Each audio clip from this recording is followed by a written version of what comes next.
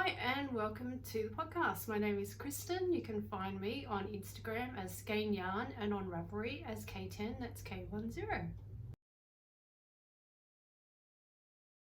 So yes, I will talk about firstly what I finished and what I'm wearing. So this is the Ironwork tee by Dianna Walla.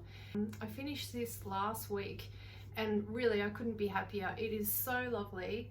I knit this using our Merino Silk Sport. So I used the cocoa bean colourway for the purple and then Tequila for the lighter contrast for the colour work. The only things I did differently for the sweater, which is not so much different, I didn't modify the pattern, but what I did do is added an extra inch of length to the sweater. So what I ended up doing was in the pattern, when you knit the hem, you can add in extra length there, and after you finish the colour work at the top, you can add in extra length up the top. So you can sort of judge where you want to put your extra measurement, extra length. So I liked how the colour work was positioned just above the hem. So I didn't want to add too much length on the bottom to put that kind of proportion out. So what I ended up doing was I split the amount of length that I was adding. So I added ½ inch to the bottom and then ½ inch to the top. So then that would still create this colour work in the proportion of the design. I hope that makes sense. In my head it makes sense. I don't know if I'm explaining it well, but it actually worked really well. So if you wanted to add length to this and you want to keep the design in proportion to the rest of the garment, I think that's the best way to do it, is to, after you've done the hem, you add a half of the total length. So say if you wanted to add 2 inches to the length of this design, you would add an inch after the hem and then an inch after the colour work, and that will keep all the proportions as they are, as they need to be. So yeah, that was one thing that I did. I did knit the second size, so the actual top itself has been designed to be extra oversized and very boxy shaped, and of course drop shoulder, which I absolutely love drop shoulder designs. It fits my body really well. I love knitting them too, so that was a plus for me. The size 2, which I made, actually gave me a bust ease of 10 inches, which seems like quite a lot, but actually it is boxy. And of course it is 10 inches because most of this area here and this area here is part of the sleeve anyway. So it doesn't look too baggy, but then in summer I like to wear really oversized tops and tees anyway because it's a lot cooler. And of course the silk itself, the yarn, feels so lovely. I mean, like I said, it's 50% merino, 50% silk, and because it is in the middle of summer here, wearing knitwear and actually knitting can get quite hot, so it was really lovely to work with the 50-50 silk merino yarn. It was cool, it wasn't hot and clammy, it was really lovely. And of course it's so nice to wear, and actually sitting here I have like I said, I've got the fan on, and it feels quite cool. It's really, really nice. Last week we did put out kits. We've still got kits on the shop for this pattern. So if you're interested in knitting it and you're looking for yarn, you can find it on our website. I'll put a link down below. So yeah, big thumbs up to the Ironwork tee, and that is of course by Dianna Walla. In the last podcast I spoke about knitting the Soldotna crop with the boucle yarn, and I actually did cast that on. Once I finished, well, I had most of this tee finished, I cast on, and I've done loads. I tell you what, this pattern, the Soldotna crop by Caitlin Hunter, is such a quick, incredibly quick project for colour work. Anyway, it's just amazing. So I've got all of it, all of the color work done. I am almost up to the color work at the bottom. You do a little bit of color work at the bottom and then you do the rib. But yes, I am super chuffed at how the boucle yarn has knit up in the color work. Let's see if I can get a good picture. So it's lovely. It's got such a nice texture. I absolutely love it. And I was a little bit worried that the boucle might hide the color work pattern, but it's actually knit up really well. Like it looks so good. I'm using teal for the top color. I did actually, as I was knitting the color work, I sort of veered off the pattern so that it does clearly tell you what color obviously to use in the color work pattern, but I sort of decided that I really liked this teal and that I wanted to continue it all the way through the color work. Because this section here is meant to have a different color. Actually, this was meant to be cocoa, which was one of the colors that I'd chosen for this, but I actually decided just to keep the teal, and I'm glad I did because I actually really like it. Sorry, I keep itching my nose, but I have really bad hay fever today, and yeah, I've taken medication but it's still not kicked in. So yes, I've got teal, I've got tequila, which is the lighter color, cocoa, and this color here, which is here too, is pink salt, which I don't have in my bag. Yes, I do. So it's a very kind of light speckled. Now I was going to knit this for the body. I was going to use this color for the body, but then I decided to use the cocoa bean. I seem to be having a cocoa bean moment because everything's sort of leading to cocoa bean, all my knitwear. But yes, I decided that I really liked the purple and the green together, so I swapped that around, and yeah, I'm really enjoying it. The only problem is because I've used so much of the teal, I've run out of the color. I have this much left, which might do, it would definitely do one of the sleeve cuffs, but I don't know if it'll do both. I could try, but I just don't want to run out just in case. But I'm actually waiting for this base to be delivered from our supplier, and once it gets in, I'll be dyeing up more of this color and then I can finish the sweater. And of course I am going to dye up a whole heap of colors and add them to the shop too. One thing I wanted to mention was the difference it makes when you switch hands of your color work. So I was holding teal in one hand and pink salt in the other, and then when I got to another part of the pattern I did exactly the same pattern, but I had switched hands. And I know that it does make a difference. I've heard people discuss it before, but I have never actually seen it happen, and yeah, I'll show you, it's really interesting. So this is where I was holding teal in my right hand and pink salt where the stripes are, that was in my left. And then down here I was holding teal in my right hand and the pink salt, no, hang on a minute, teal in my right hand, pink salt in my left, teal in my left hand, pink salt in my right. So these two sections I switched over what color I was using in each hand, and look at that, it makes a huge difference. So you could imagine if you accidentally put your knitting down and then picked it up and were knitting this, you would see a definite change. So that is quite amazing. I've never ever seen that before, so I've made a note of it so I know which hand I use if I don't want the color to be dominant. So if I want a non-dominant color, I put that color in my right hand, and if I want the color to be dominant, like here, I put it in my left hand. So yeah, that was a good learning curve.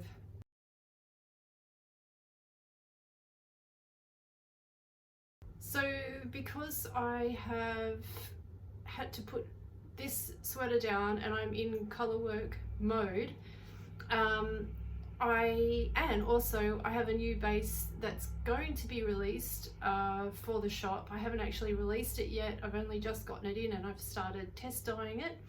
I decided that I would search for another colourwork pattern, and I found it is called the Art Deco Sweater by Eleanor Mortensen, and it's a gorgeous circular yoke with this Art Deco 2-colour stranded colourwork yoke. So firstly I'll talk about the yarn that I'm going to use. So this is our new, hasn't been released yet, but will be released very soon, base called Baby Boucle. Now here's the thing, so Soldotna crop I did DK Boucle colourwork and I enjoyed that so much, and when I got our new base in, which is Boucle, because it's all about Boucle for me, 2024 Boucle yarn, I decided that I wanted to knit a colourwork out of this too. So I'm using olive for the main colour and Arctic blue for the colourwork, and I can't wait to cast this on. So I dyed this a couple of days ago. It's been at work in the studio drying, and I just got it home today, and after I finish the podcast I'm going to be winding these up and casting on. So I mentioned that I wanted to knit it oversized, so I'm knitting so it's in the format of small, medium, large, extra large, extra large in the pattern. I would normally, if I wanted to knit it as the pattern is intended, I would knit the small, but I am going to knit I'm trying to decide whether I want to knit the extra large or the large. The large will give me around 6 to 7 inches of positive ease. The extra large will give me about 10 inches. But the problem is the neckband for both sizes will be quite large for me, but what I'm thinking of doing is first of all casting on and doing a rib for a couple of inches and then starting the yoke. So hopefully that will help. The pattern itself doesn't have a neckband, it just has where you cast on and then you start the colour work. So I'm thinking if I go down a few needle sizes, do a neckband, that will help cinch in the neck for me. And then the sleeves, it is a long sleeved sweater, but I've decided that I'm going to do short sleeve or to elbow length. So it doesn't really matter the width of the sleeve, because anyway, I'm still thinking about it obviously and I'll get back to you, but I'm pretty sure I'll cast on the large, which, like I said, that would give me about 6 to 7 inches of positive ease. So I'm 34-inch bust, so add 6.5 inches onto that. That's the size I'll be knitting. Anyway, I'm so excited to cast this on, I can't wait.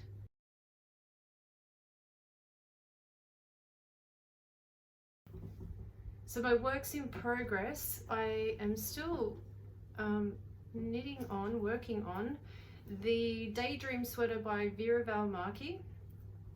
I showed this last time and I have actually gotten quite a few more rows done in the body. So this pattern again is meant to be a crop pattern, but when I looked at the overall length, it was 10 inches for the body, then you add another 2 inches for the hem, and to be honest I think that's a bit long for me for a crop. So what I might do is knit the body to about 8 inches and then add 2 inches of hem. But being a top-down sweater, obviously I can try this on, and that's what I'm going to do before I make any decisions about the length. I'm really enjoying this pattern. It's got, like I said last time, it's got the beautiful lace at the top which will block out, and it's half brioche body, which I will say is very, very slow to knit, but I actually really like it. It's quite meditative doing the half brioche. I actually sit there at night watching TV and easily just knit, and I'm actually putting quite a few inches on as I do that. But yeah, I'm really enjoying it. It's quite a lovely project. It does have long sleeves which are in half brioche, so this is going to take me quite a while to finish, but yeah, really enjoying it. This is the ACM, which I mentioned last week, which is our alpaca cotton merino, which is fluffy. It's got a lovely halo. It's a very pretty yarn, and the color is blue jeans.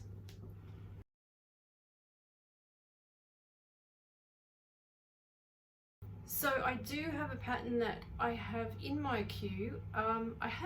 It's really funny. I'll go through a period of knitting where I have lots of patterns in my queue and I'm really excited.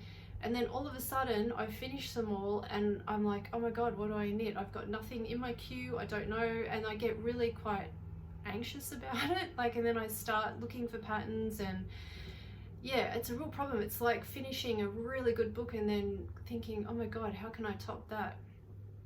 But anyway, after I finished this and then I started the Soldotna crop and then ran out of yarn, I had that kind of anxiety searching for patterns because I just did not know what I wanted to knit. Anyway, that's when I found the pattern that I was talking about before, which I'm going to be casting on, the Art Deco sweater. And then another pattern which I went into my Ravelry favorites and found, rediscovered, is the Lorette sweater by Nadia, Crétin-Léchenne. It's a lovely pattern, and I absolutely love striped sweaters and tees, so it's right up my alley. Plus it's got this lovely lace neck, and as you know, I'm taken by lacy yokes. So this is on my dream knitting list, and once I finish a few projects, because I seem to just be casting on and not finishing, once I finished a few projects, I'm going to be casting that on. I've got quite a few favorites to show you. So I just realized that I had started talking about what we're adding to the shop this week, but I forgot to tell you what base. So I just started talking about colors. So we are adding Llano to the shop, which is our Merino Linen. It's a sock weight yarn and it's a gorgeous base. It's very, very soft, and the linen itself doesn't pick up the dye, so it remains kind of silvery brown, which with the darker colors it has this sort of heathered effect. It's a gorgeous. So yeah, these are actually 4 of my favorite colors this week, which I'll talk about as we go along. But yeah, isn't that a beautiful combination? So that's pure gold, tequila, citron and atomic. It's so pretty. So one of the colors that is coming back from days gone is whitewash, and this is a really lovely color because it's a layered tonal, and what I've done is I start off with a very pale yellow and then I over dye that with corally color, and then I over dye that again with like a purpley color, and it just has this really faint wash that up close you can see it. The other thing is too, it does have little pops of color that just kind of happen, and it's actually a really lovely creamy neutral. The other color that's coming back is atomic. This is a very bright pink over dyed with a very bright orange, and these two, the whitewash and the atomic, go very, very well together. I've also brought back another old favorite, which is Night, and Night is one of our dapple colors, and so I call them dappled because I don't want to call them variegated, because variegated conjures up images of wild color, striping, pooling. These don't stripe or pool, so I I did do a little swatch for Instagram, which I wasn't going to show you, but I'll show you, since I'm talking about it, I'll show you. So this is another dapple color. This is Cafe Lime. So this actually knits up, as the name suggests, with dappled color. So it's a lovely sort of even blend of color across the fabric when you knit it, kind of like that. So yeah, it's not heavy, it's heavy in color, but it's not heavy when you knit it. The color, they don't sort of block out in pools or stripes. It sort of dapples across the fabric, which is really pretty. Another color that's coming back is Hopeless Romantic. Yesterday was Valentine's Day, so this popped into my head as a good color. Unfortunately, I didn't have it ready on time for Valentine's Day, but yeah, this is a layered tonal, so again, it's got layers of color and knits up as a tonal. And what else? I love yellow. If you've been watching the podcast for a while, you know how much I love yellow. So I've got Citron. This is an old color that's coming back, and Pure Gold. Funnily enough, this dye was very hard to get once COVID hit, and it's only just come back in stock. So this is back in the shop now.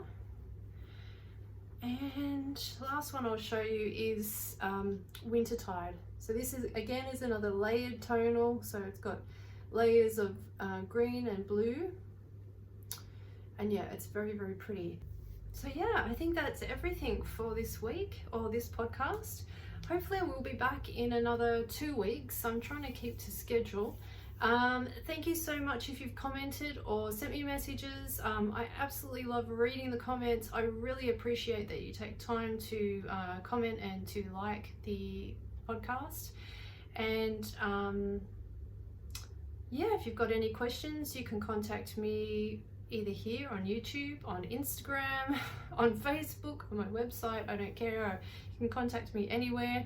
And yeah, I hope you have a lovely couple of weeks, and yes, until I see you again, which hopefully will be very soon, happy knitting and take care. Bye.